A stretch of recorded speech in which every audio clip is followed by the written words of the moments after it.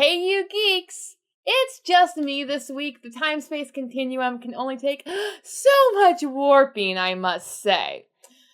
I pretty much gave my thoughts on my journey into Fourth Wing and the dark side with cookies in last week's video, where I talked about the hype and the expectations surrounding this series, so that this week I could actually talk about the components of the book. Shocking! It's been a while for me even to finally give you guys a spoilerific breakdown of characters, world building, magic system, and plot, which I will do. Now, I've made no secret about my love of this entire series already, but I want to give Fourth Wing its own due and break down and analyze and critique its components. And I will be drawing on all of my impressions from my very first read to my fourth read through. Full spoilers through Fourth Wing, and I may lay out some details where, if you know, you know. The love triangle. So my reading buddy picked up this book despite my efforts to dissuade him, and he really honed in on something I found very surprising on my first read, that there is not much of a love triangle, like maybe in the first act, and afterwards it's more of a love line. Now, on my first read, I was at least waiting for Dane to make an attempt at getting back in the game, since he does have that rugged, down-home country boy charm. But on my rereads, I found myself comparing him to Aragon, who I just hate on principle. Not to mention that even though I read Paolini's Murtagh, I still feel like I did my waiting! 12 years of it! In Azkaban! For that angsty boy dragon rider to get that romance he so truly deserves, and I failed to write the adequate fic for back in the day. Yeah, I really love the angle of it just being focused on if Xaden is going to kiss, marry, kill Violet. And frankly, we all know those aren't mutually exclusive things. Violet. On my first read, the description of Violet's physical condition being caused by some unknown magical ailment that caused half her hair, the bottom half, to go silver seemed like Yarros was just kind of lampshading the whole weak fantasy heroine trope. But I later learned that this is an actual physical condition that Yarros herself has, so I'm not going to make fun of it, but rather commend Yarros for making her character relatable and actually think through the real-world components of how to adapt for those who have different physical abilities. Now, Violet is hardly the first female character to rely on book smarts or to succeed in a world of brawn. That trope goes back to Penelope because it is so gosh darn relatable for so many women, myself included. Now, I'm 5'7", but even I know what it's like to stand in a lineup of tall guys and be like, oh dang, I am the shortest one here. And then figure out how to make the strenuous activities workable for someone like me. And I am not handicapped like Violet. So seeing Violet struggle and Mulan her way up the obstacle course and give very helpful exposition dumps along the way, everything we need to know for the final battle was dumped by Violet on the parapet. It's brilliant. Not to mention, it shows her book smarts when the more and more she gets out of her depth, we see that she kind of lacks street smarts and has a very, very wide emotional range. Sometimes Violet feeling all the feels instead of thinking did annoy me a bit. I think it's supposed to be most relatable and redeeming quality is that she doesn't want to kill people during this book. It's a major plot point. And yet she gets so swept up in the moment that she forgets that the penalty for trying to kill someone is death. It's like, dear, you know that the penalty for everything in this gosh darn school is death. So How are you surprised that Amber Mavis deserves death for trying to kill you? Things like that make Violet a little bit annoying to me, but if I'm not a little bit annoyed at a character, then that's because they aren't interesting. So I think it's a good balance overall, and I hope that Violet learns to grow over her short-sightedness in the future. Xaden Ryerson. Now, when Violet met Xaden on the parapet, and he is described as an artist worked a lifetime sculpting him, and at least a year of that was spent on his mouth. I may have thrown up a little the first time hearing this, but it was now undeniable. We had met the hot enemy, and we all know what happens now. With the bonus chapters, we do learn that Xaden did find Violet attractive on the parapet, physically, but also for her ability to empathize and care for other people, as he saw that she had given Rhiannon one of her boots. And that's a very holistic reason for being attracted to a person and not just shallow, which is a really great thing that Yarros balances with these two. Now, I was determined not to fall for Xaden just because Violet was destined to, and yet somehow I ended up falling for him before Violet did. One cannot speak enough on my absolute infatuation with angsty dragon boys. In fact, one could say they are like my own personal brand of heroin. Yeah, all it really took was Yarros to show me that he wasn't a complete a-hole, and I was gone. Like, him mentoring the marked ones under the tree is so incredibly wonderful. I love it when guys take on leadership roles to gather together the outcasts of society. And then he actually trusts Violet to keep his secret, which was just mind-blowing, really. The overall greatest thing about Xaden is how Yarros pretty much drags him through every tropey or cliche romance-style scene honed by the likes of, for me, Twilight. Everything comes back to Twilight in this series for me. And yet, somehow, Yarros makes it non-toxic. I could go on and on about how Xaden both fulfills and subverts almost every single bad boy shadow daddy trope ever, but it comes down to a general pattern of he probably does have a well-deserved reputation of being ruthless and vengeful, but he's really only doing it to people that probably deserve the whooping they receive, but just because of perception, Violet views that as threatening, though once she's able to change her perception and understand that he is not a threat to her, it's really beautiful and allows him to, in their relationship, be genuinely nice and caring for each other.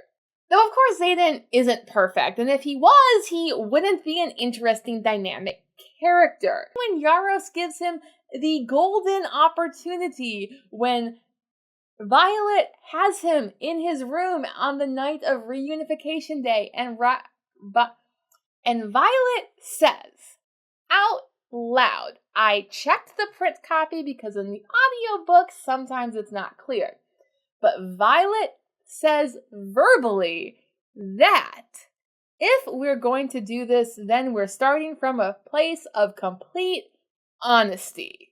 To which Xaden smashes his mouth onto hers and doesn't tell her that little thing about the Venom, the rebellion, or anything at all. If you were waiting for the opportune moment,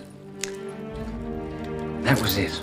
But the book ends with Xaden resolving to himself that he will be more honest and open with Violet, and that's all I really can hope for with a dynamic character at the beginning of a 5-book series. Liam. When we finally actually meet Liam and learn about his wood carving hobby, I was like, oh no, he is not going to survive the book. There is no position more deadly than the male protagonist's younger brother figure who likes wood carving.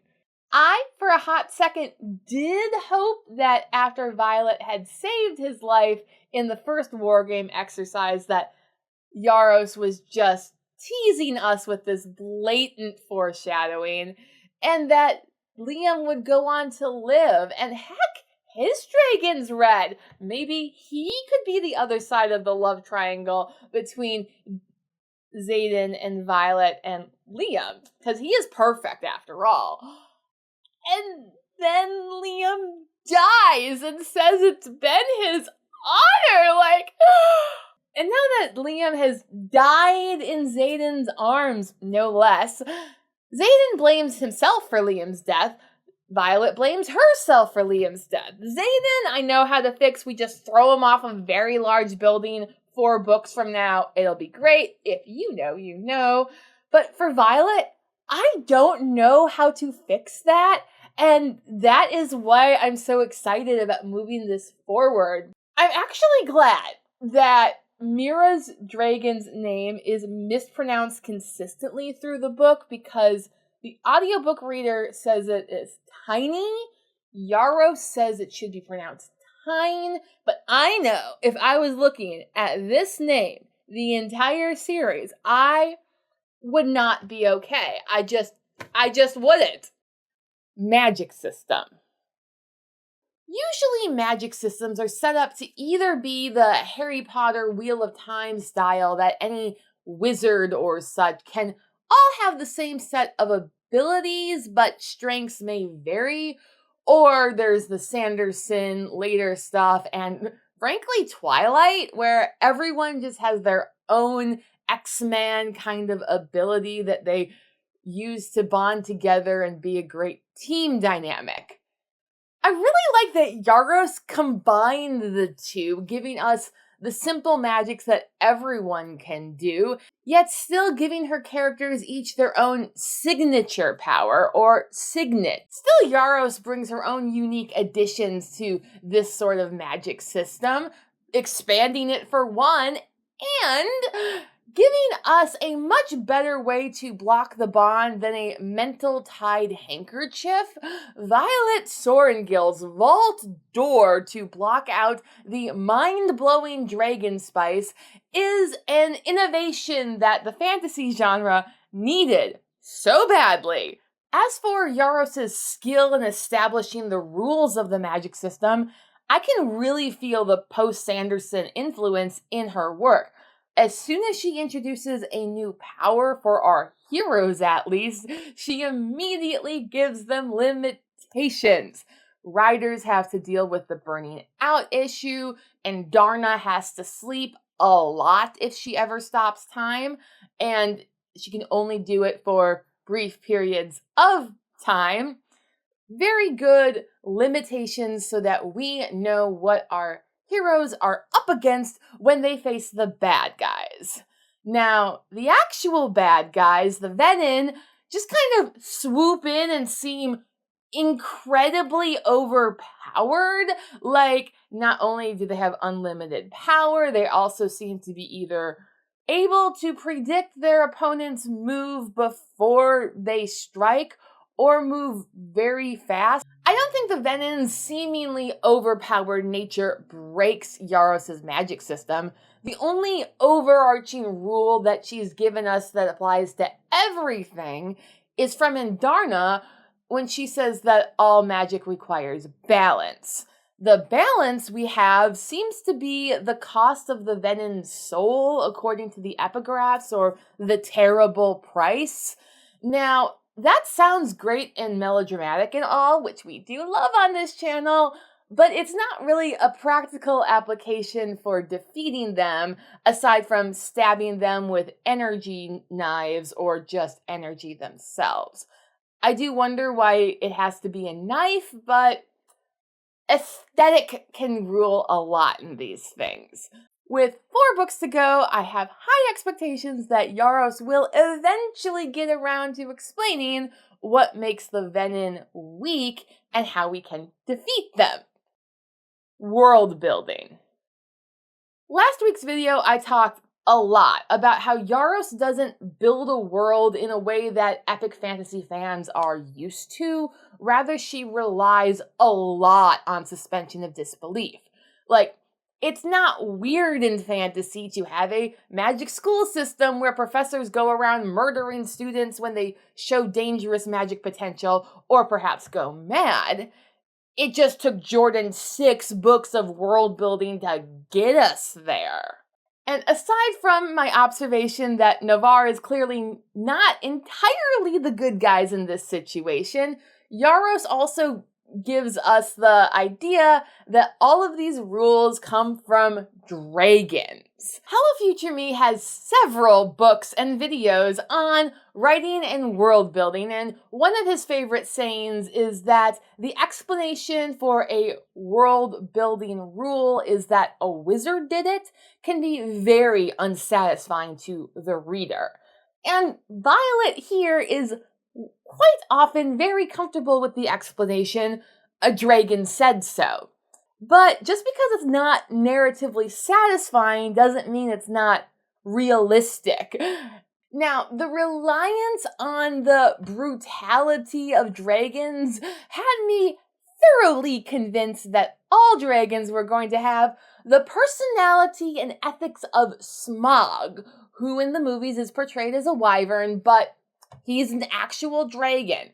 But it did build on my assumption that these Tolkiensian-style dragons were in fact just using humanity of Navarre as magic slave labor to build their wards and defend their hatching ground. So when we meet Terran and Adarna, and Violet gets kudos for protecting those that cannot defend themselves, like, I'm with that, and then we learn that the dragons, some of them at least, do want to help their riders become the best versions of themselves. Now, the revelation that Navarre's kingdom is keeping a secret history from its people actually is one of the most realistic secret histories I thought I've come across in reading epic fantasy.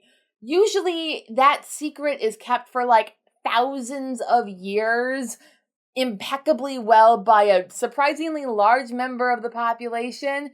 But here, it's a very small number of just the leadership who have only kept it for about 400 years, which in epic fantasy timeline is barely a blink, especially when there is a sizable population that, although out of favor, knows the truth, they just can't share it. And there's another population in Rihanna's people who remember the stories but can't remember why, so it's variated. Now, taking Yarros the first time through and relying so much on suspension of disbelief is why I referred to this book as a giant wheel of cheese in my Wheel of Time review, because it was delicious and yummy, but not fully satisfying. However, on my reread, I noticed things. I noticed that Yarros keeps consistent world building throughout her series, and that there is so many little details in this book setting up future things. Jack Barlow's eyes are rimmed red when he challenges Violet, and that attention to detail in Yarros' work is what makes me truly excited. That's when I decided to talk about these books, because not only are they fun, fluffy amazingness, they also let me theorize, and that is what I love to do on this channel, and we will be talking more about that in future videos. The plot. Okay, this may sound harsh, but really it's said with a lot of love.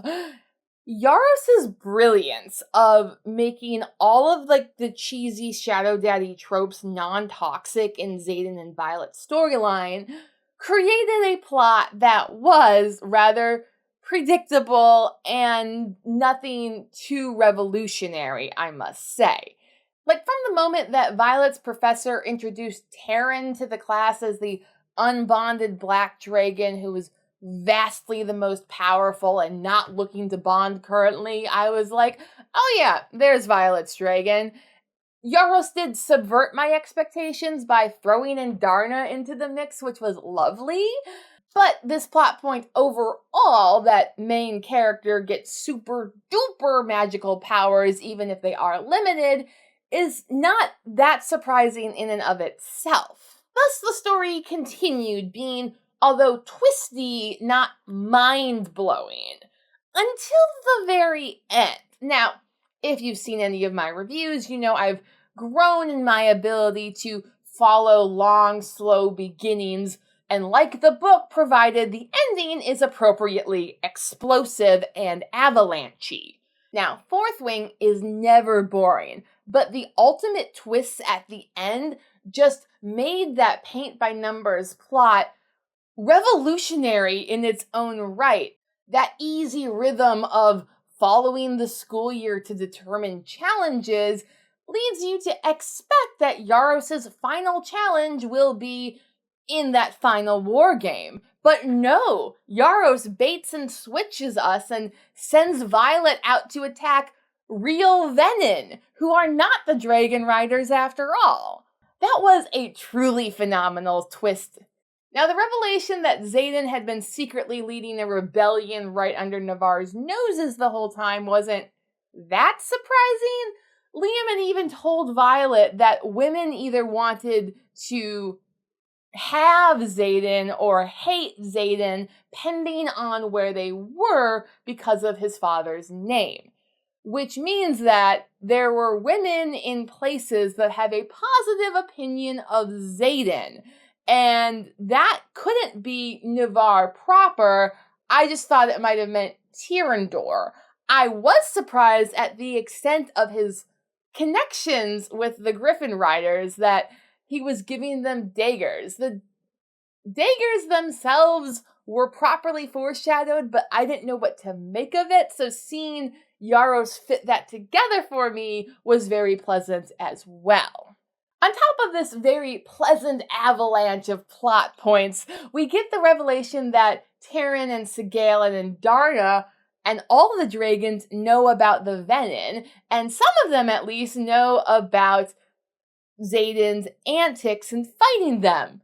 Not to mention we learn that Melgren's dragon gave the Marked Ones their own protection from the power of his rider, which almost made me wonder if I've had the whole magical slavery thing in reverse and the dragons are just pissy because their humans won't comply with what they want. On top of all of these myriad of questions that we have Xaden's word he will answer next book, Brennan walks into the room revealing he is alive and the story ends. This raises so many questions for me, like, did Brennan actually die in the Battle of Arisha, or did Naolin succeed in bringing him back to life? How does Naolin then have attained the power of the gods, as Violet's professor opined? Or perhaps did Brennan defect and had to kill Naolin to cover his escape from the Navarrian higher-ups?